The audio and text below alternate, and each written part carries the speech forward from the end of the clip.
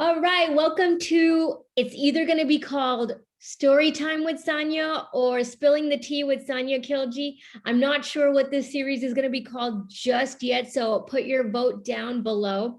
But I do have my very good friend Sahar and her husband Trey here with me today to kick off my first episode. One, because if I royally mess up, they're my friends and they'll forgive me. But also two, because they're one of my favorite couples in the whole world. And they also happen to be an interracial couple, a Pakistani and a Mexican American. Yeah, I mean, Yeah. what we tell people is Mexican and half white. So, Okay, cool. So half white, half Mexican, half brown, the dream team. And I'm going to pass it over to them to introduce themselves. First, we're like super honored that you chose us to be like the first people to be on your podcast. So we're like super excited for that. And second, hi, I'm Sahar, and this is I'm Trey. And I'm 25 years old, Trey's 29. We're like newly married, going into our 7 month of marriage. We've been together for about 5 years. And I guess you could say like our relationship is very controversial on the internet, which is why we've gotten like a large TikTok following. Which is so crazy because you'd be like, in 2022, is there really anything controversial about like the fact that there is no controversy? Mixed couples make cuter babies, period. That's a lie. Tell me, I look at my own child who I love more than life, and I'm like, if you were mixed, you would be cuter. That's funny. The amount of people on like social media in the last month, and I'm sure you've noticed this, that are like, so are you having a baby yet? Are you gonna have a baby yet? I'm like, is that all you see interracial couple as? Like, when are you popping out that mixed baby? Yeah. No, it's actually not just interracial couples though. That happens to women in general. It's like, when are you getting married? When are you having a baby? When are you going back to work? Why are you at work? Blah, blah, blah. When are you having your second baby? And you're like, can you stay out of my uterus? Like, please. I've definitely heard it a lot less than she has. Like, when you're gonna have a baby, I think she gets the question probably 10 times more than I do. Yeah. And I really don't take offense to it, but I can see how like other women can take offense to it because you never know like what a woman is dealing with, if she's able to have a child and all that stuff. So I feel like it should definitely be something that we talk more about, where like, think twice before you ask someone that. And I've even gotten people just on TikTok being like, oh, she's definitely pregnant. And I'm like, no, I just ate too much that day. Like, your body. Yeah, like people will make comments like, oh, she looks pregnant. We're like, dang. Like, that happened to me one time. And I learned my lesson. I was like, oh, how far along are you? Because she looked very pregnant. And she was like, I am not pregnant. And I'm like, I'm going to go jump off a cliff and just never resurface. And I learned my lesson that day to never, ever, ever assume that anybody is ever pregnant, ever. You wait for them to say they're pregnant, you will never assume. And it happened just once to me and it will never happen again. God forgive me for that. I've thought it before about a couple of women, but I'm like, I'm gonna keep my mouth shut until they say something first. I think we did that about like where we live. There's a lady who's like super helpful and everything. And we just like love seeing her around and say hello to her and stuff. And we saw her and we both were like, oh, she definitely looks pregnant. I wonder if she's pregnant. But we don't want to say anything. And then like she showed up around and we're like, oh no, she's definitely like 9 months pregnant. That child is about to pop out. And it's like, okay, then it would be appropriate to say something. Yeah, I will never say anything until they like are at the 9 month or they say something. But it is cool though that I met you guys. I think, well, I followed you guys right after your nikah because I just thought it was really, really wild that your decorator didn't show up and your friends had to help. And I was like, oh my God, I'm invested. How is this going to turn out? And then I saw that you guys were in Houston and I just love collaborating with Houston influencers. And anyway, as soon as I saw you guys, I was like, these guys are going to blow up because they're freaking adorable. And I was right. You guys are over 100K followers now. And I know you guys are going to be, you guys are on par to grow exponentially over the last few years. You guys work really hard. So tell me, how do you balance newlywed life along with working together? Because this is a second job, while still making time for each other. Yeah. I think the biggest thing is our relationship is priority, like over everything. First of all, like that's the advice that we give people. But I don't know I guess towards the beginning, we kind of hammered away and prioritized TikTok. Like we were posting 5 TikToks a day, going live every single day. I think I was going live like 3 or 4 times a day. Like on my lunch break, I would be live. And before he came home, I would be live. Like it was crazy. It was almost like some of our TikTok followers that are there from the beginning, like I know them on a first name basis to a point where like if I go up on live, I'm like, hey, you, how are you doing? How's school? Like we really made like a bond with a bunch of people, which is I think really important because there's so many people doing social media, but they don't feel like they know those people. And then I mean, that can take a toll, definitely. Like, it's hard, especially when you're in a relationship and it's 2 people doing TikTok. Because, like you said, it starts to feel like a full-time job. And then we have full-time jobs. So it's like we're both working 2 full-time jobs. And it's just about balancing, like, knowing kind of how you clock out at 5 o'clock. So put that away. And like, so it's kind of similar with so TikTok. like, I guess for us, it's just like starting any type of business, you know, like we knew to get it running off the ground, it was going to take, you know, like a lot of hard work. So we committed to that. But at this point, like you were mentioning our growth, we're a lot more balanced now. So we'll kind of record in chunks and then we leave the TikTok process away like for the weekend, the afternoon. So there's a lot more structure to it now, I would say, rather than just going hard all day, every day. And like That's something I'm still sorry, okay. go ahead. That's something I'm still learning too. Like I have an obsessive personality, so I like have to force myself to take breaks because it's been like 2.5 years of posting like 5 or 6 times a day. And like today, I just posted twice, which is like ridiculous for me. And I'm like, I just don't care anymore right now for today. I'm just But that's why you're at where you're at. Like you killed it for 2.5 years, like you said. So but I've also like sold my soul in the process. So don't be me, kids. But sometimes you know, it's just adorable. We always joke about like how awesome it would be to have like a husband who does TikToks with me. I can only make TikToks of my husband when he's not looking. He's the funniest person ever, but you'll never know because as soon as the camera goes on, he just deer in the headlights. So I just have to like I need a body cam or something to capture the ridiculousness of my husband. But talk to me about like what your ultimate goal having a couple page is. Our ultimate goal, like overall, is to just, you know, what we originally started with when we were posting about our wedding was to show that like we are an interracial couple. And I feel like there's lots of interracial couples on the internet, but we dated for 5 years. And when we went through this process, there was no couple that looked like us, which was a South Asian woman standing up in her community and saying, I'll take the heat. And I got my man standing next to me. We're both going to take the heat, whatever our cultures throw at us, which is like what we want to be. We want to be that example there for people that no matter what you go through, how many years it takes, it is a process and you can end up together at the end of it. And it's intense. It is intense.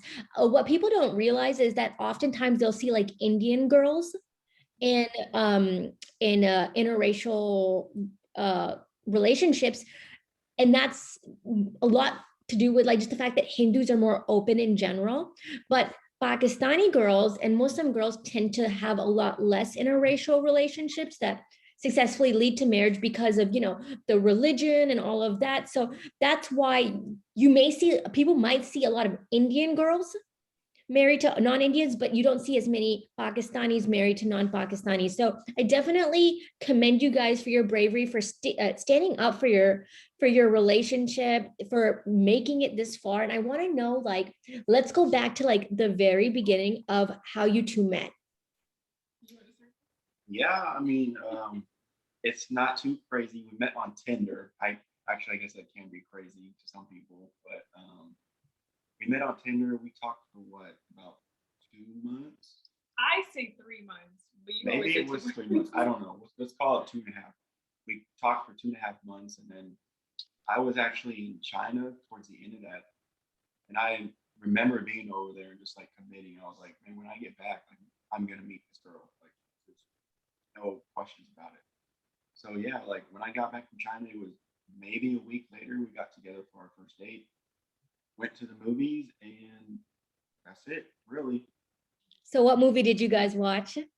Deepwater Horizon. And the only reason I remember it is because what a terrible movie to pick for a first date. She cried on our first date. I'm literally sobbing. He's like, what is wrong with this girl? Like those families, what happened to those people? For anyone that doesn't know what Deepwater Horizon is about, it's based off of the true story of the BP oil spill. And like the families and the crew that were on the rig, like, you know, a lot of people, like the family members back home didn't know if those people were going to make it out alive or come back home. So at the end of this movie, like they're showing you like the real people that were involved in the BP oil spill. I'm like a mess, wiping my tears away. And I just knew he's like, damn, this girl's crazy. No, but like to my defense, it was one of those times of like movies where there wasn't much to watch. So we landed on something where we're like, okay, that doesn't sound that bad. Yeah. Well, you know, you got to see that she has a heart and a soul. Yeah, exactly. Not every woman has, so, you know, or man for that matter.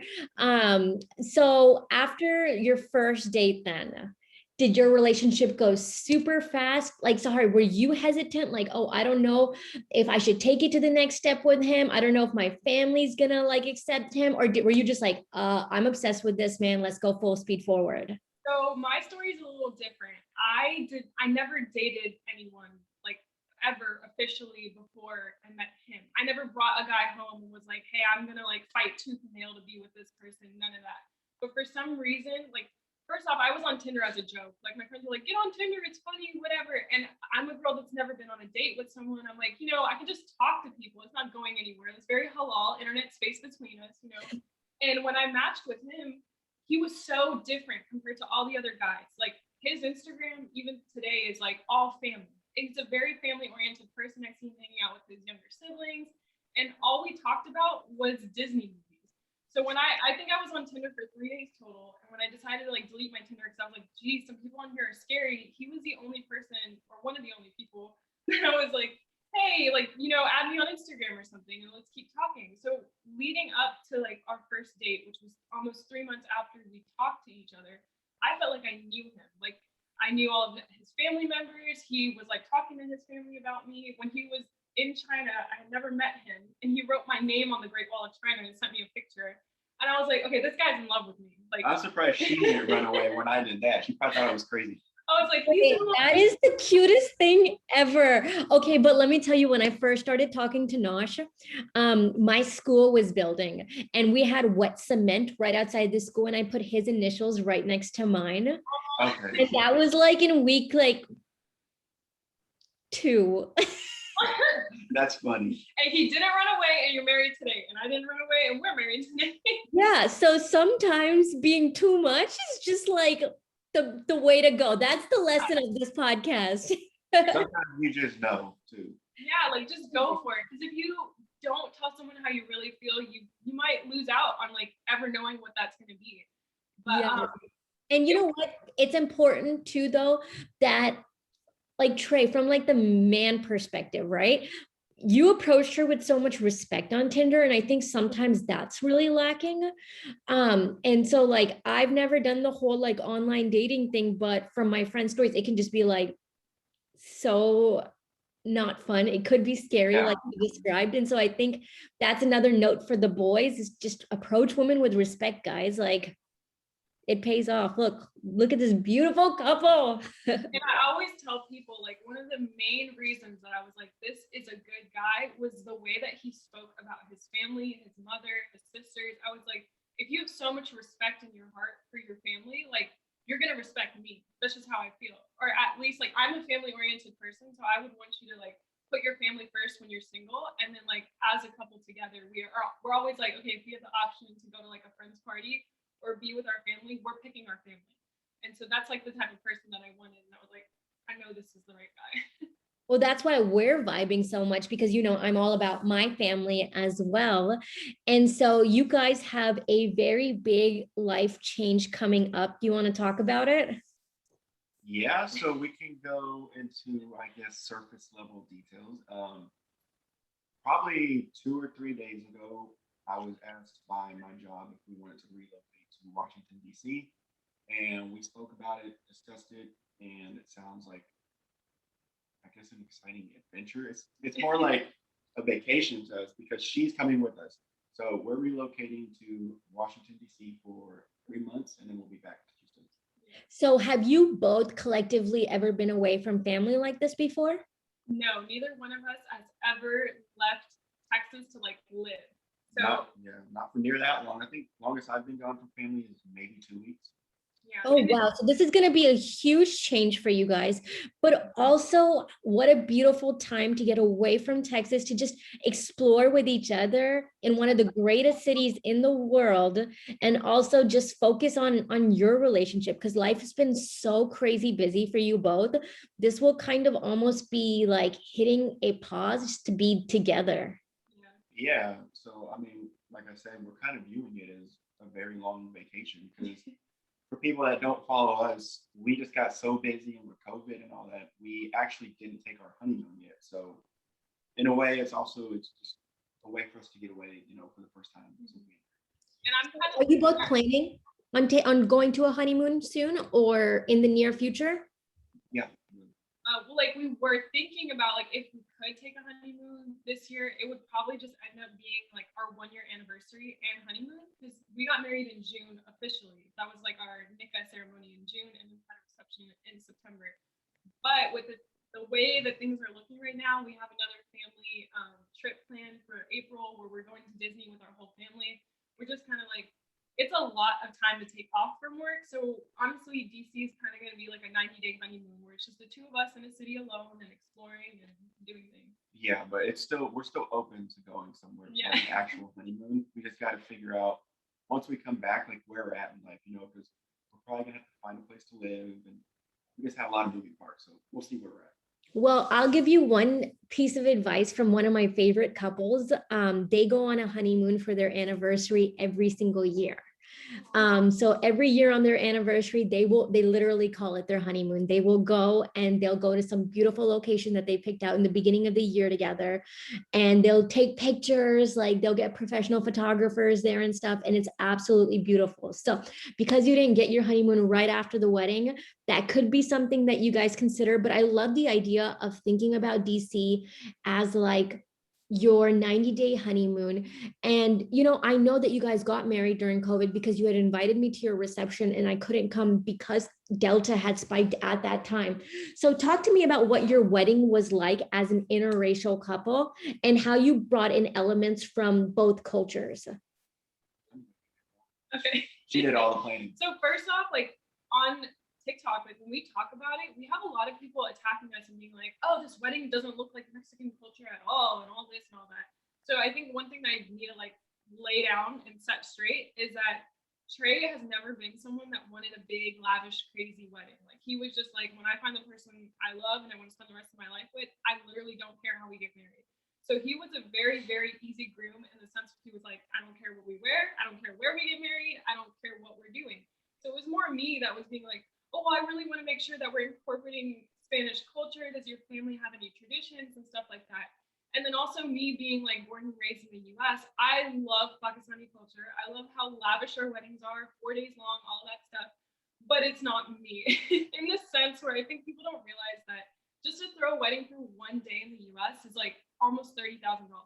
It's so expensive. Oh my God. It's like nauseating how expensive it is. Insane. And that's with venue, food, and then you also have to count in an outfit and jewelry for every day. And I was just like, that's not me. Like, I personally would just take that money and put it somewhere else, like towards a house, a car, whatever. And I'm not shaming any women that want to have a lavish wedding. Like, that's all you. It's a part of our culture. You should not feel bad about wanting to do that.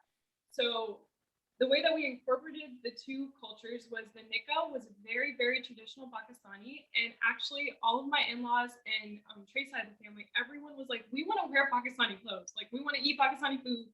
We're sick of American weddings and Mexican weddings. Like, give us Pakistani. So everyone wore Pakistani clothes. We had traditional Pakistani food. And we had the ceremony done at my parents' house.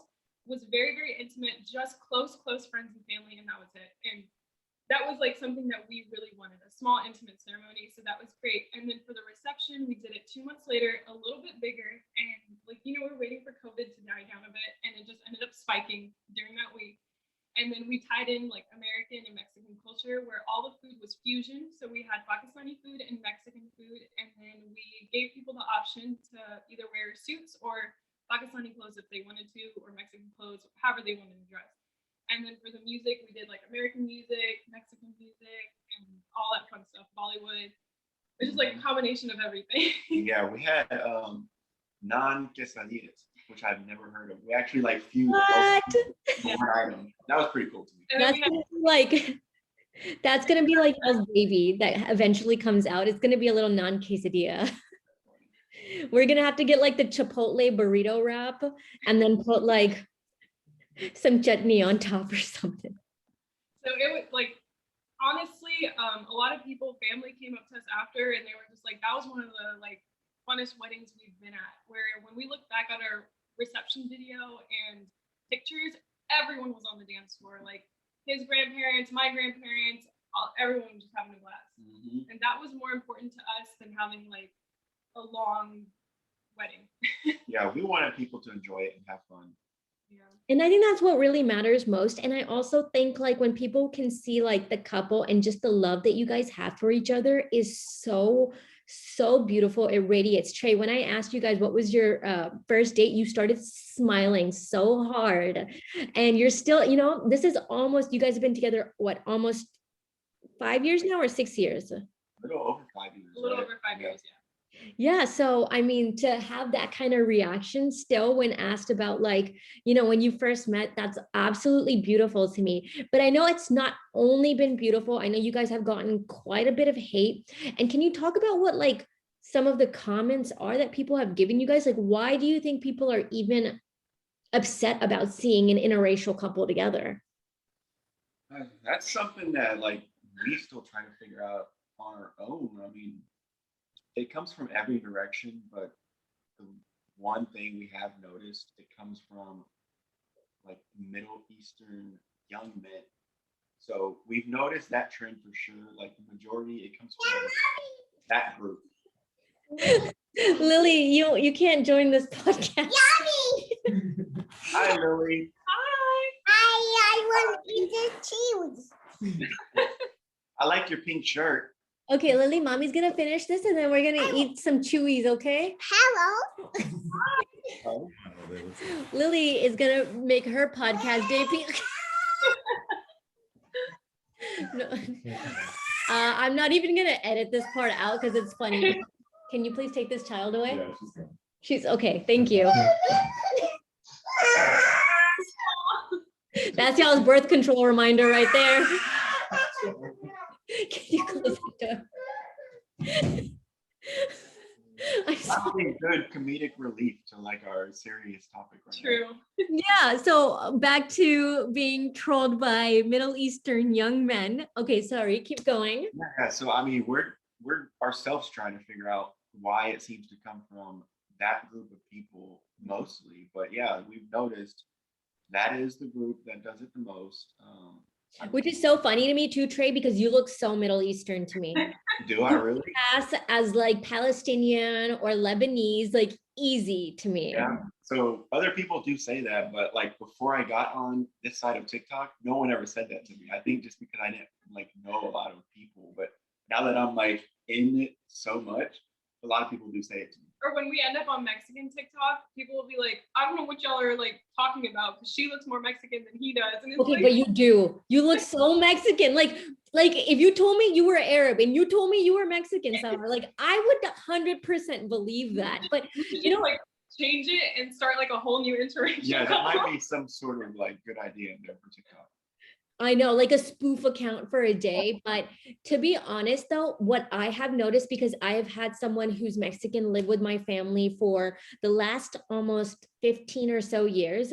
And I've noticed just so much similarity, more than our differences. I've noticed a lot of similarities between the Pakistani and like the Mexican cultures.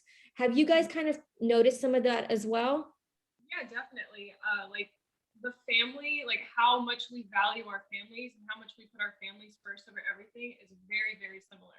And I think, like I said from the beginning, that's a good reason why we clicked and why we work so well together, because our top priority together is always our family.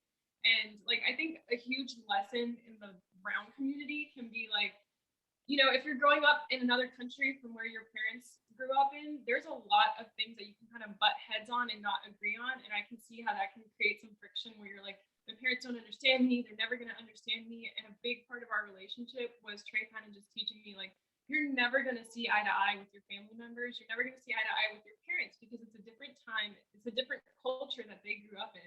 But that doesn't mean you're not going to respect them and love them. And that's a huge part, I think, in both Mexican culture and Pakistani culture. And then to kind of like backtrack on some of the hate we get, like some of the DMs that I receive on Instagram, actually 99% of the DMs are normally from Middle Eastern men or South Asian men that are like, Assalamu alaikum, sister. I have a question for you. And I'm like, oh yeah, hi, assalamu alaikum. Like, what's up? How can I help you? And they're like, do you know that you're gonna go to hell? And I'm like, what is happening? Yeah, and see, the funny thing is, they never come to my DMs. Oh no, they're Like, always in ever. They mine. don't have the guts. They don't have the guts to come to you. They just want to pick on the female. Yeah, exactly. I went through my fair share of hate this week. I posted a cute video of me and my husband sharing a bowl of food, and I was like, oh, the prophet used to do this with his wife, so I thought I would do this. And there was like, oh my gosh, she should be punished for how much she's sinning, and she should like the hatred, and she's misleading young women. And I'm like, I'm literally eating a bowl of rice, but okay, go off. And I think, you know, that there's a lot to be said about the toxic culture of I just saw your rant on YouTube where you just went off, and I was like, "Go, sister! I need to hear all this right now." I needed a megaphone. I was so pissed. I was so pissed. I know you guys have dealt it. Just out of curiosity, did you guys deal with any hate from like the Mexican community at all too, or it was just really on the Muslim side? Yeah, that's a little different, I think, because we're so heavy on that side of TikTok, like in that niche.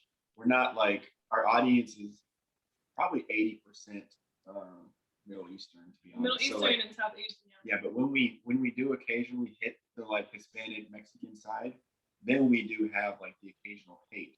So it's interesting. Like if we were 80% Hispanic, I feel like we'd still get the same amount of hate. It's just the fact that we're not like in that. And they'll just hate on the fact that like you're not representing Mexican culture enough, and we're just like, oh my god. Yeah, people telling us we're drinking the wrong hot chocolate, so we're not Mexican. I'm like, whatever, y'all. I mean, I think people just need to let other people live. And I think low-key people are jealous. And that's what I've told you. I think a lot of people wish, talk to any South Asian girl. She at one point had a crush or a fling or a relationship with someone that was not in their culture, and it didn't work. And they're mad. I genuinely feel like that's the root of it all, or they're feeding themselves a narrative that that person has to go to hell because it didn't work out for me. Yeah. And so I think it has a lot more to do with like internal insecurity. But I just want to say you guys are doing a fantastic job representing, because we need that representation. You're doing a great job of answering questions, being respectful of both cultures, being phenomenal with each other's families. I have noticed that's a huge part of y'all's content. And finally, I just want to ask you guys for advice now. What is some of the advice that you would give to young interracial couples, especially couples whose families may not be 100% on board? What is your advice to them? Yeah, I think a big, like the number one advice that I will give is it's not so much on like what your family will think or how to deal with your family. This is more so on being with someone out of your culture. A lot of times it doesn't work out because only one of you is willing to fight for it and the other just kind of wants it easy. If you're with someone from a different culture, not necessarily Pakistani or Mexican, like the fight is never going to be easy. You are both going to have days where you're crying, you're frustrated, you're going to feel like it's not going to work. And you have to have a strong foundation. If you agree that no matter at the end of the day how far this goes, if maybe family doesn't talk to you temporarily, if you lose some family members, you will still have each other. Like that's the most important thing. What you're fighting for is to be with one another. You're not fighting for your family's approval, because 99% of the time you're not going to get family's approval, or you may get it years down the road. And I still have people that come into our DMs and they're like, I haven't spoken to my family in 20 years, but I married the person that I love and we have children and I'm so happy with my life. And if my family doesn't want to be a part of that and support that, I can't do anything, but I don't regret my decision. So that's my advice to people.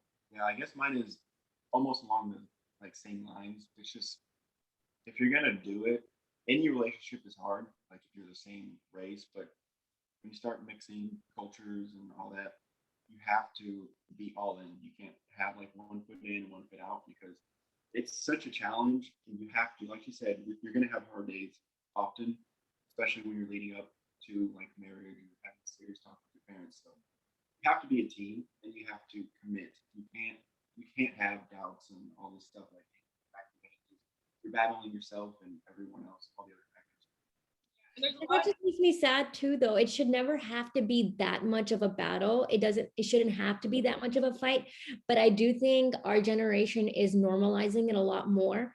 And Definitely. with every generation, I mean, before you would not like, just 100 years ago, like Black people and white people together, like that was unheard of. And so people would have to fight for that kind of those types of relationships. And I think we are continuing to cross the boundaries. And even growing up as a Pakistani girl in America, I mean, we are all in a melting pot anyway. And I think you guys are continuing to spread that message. That's very important. And so for anyone who wants to learn more about this couple, you got to follow Sahar and Trey on TikTok. Their videos are phenomenal. I'm also going to be linking their Instagram. Let them know if you have any questions for them in the comments and we'll try our best to answer. But thank you guys so much for being my first ever episode. It was a great conversation and hopefully I get to see you guys once more before DC happens. definitely. Thank you for having us on. Thank you for having us. Sounds good. Now let me just figure out how to stop recording. Oh, there we go.